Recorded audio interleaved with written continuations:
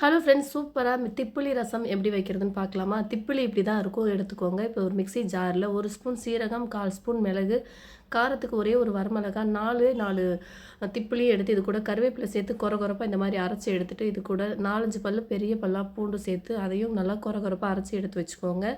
இப்போ ரசம் தாளிக்கிறதுக்கு ஒரு கடாயில் 1 ஸ்பூன் நல்லெண்ணெய் சேர்த்துட்டு, இது கூட வெந்தயம், கடுகு இது 2யும் சேர்த்துட்டு நல்லா பொரிஞ்சோடனே கூடவே வரமிளகா இதையும் சேர்த்து நல்லா வதக்கிக்கலாம், ஒரு கொத்து கருவேப்பிலையோட. இது கூட 2 மீடியம் சைஸ் தக்காளி, உப்பு சேர்த்து நல்லா வதக்கிக்கலாம். தக்காளி நல்லா வதங்கினோடனே நம்ம அரைச்சி வச்சுருக்க மிளகு, சீரகம், இது கூட கொஞ்சமாக மஞ்சத்தூள், கூடவே கொஞ்சமாக பெருங்காயத்தூளும் சேர்த்து நல்லா வதக்கிக்கலாம். கொஞ்சமாக கொத்தமல்லி தலையும் சேர்த்து நல்லா வதக்கிட்டு, இது கூடவே நம்ம கரைச்சி வச்சுருக்க புளியை இது கூடவே சேர்த்துக்கலாம். புளிப்புக்கு தேவையான அளவு தண்ணி சேர்த்துட்டு நல்லா ஒரு வாட்டி கலந்து நுரைச்சி வந்தோடனே அடுப்பை ஆஃப் பண்ணிட்டிங்கன்னா ஒரு சூப்பரான திப்பிலி ரசம் ரெடி ஆயிரும். இந்த ரசம் சளியெல்லாம் பிடிச்சிருக்கும் போது செஞ்சு சாப்பிட்டிங்கன்னா ரொம்ப நல்லாயிருக்கும். கண்டிப்பாக ஒரு வாட்டி செஞ்சு பாருங்கள்.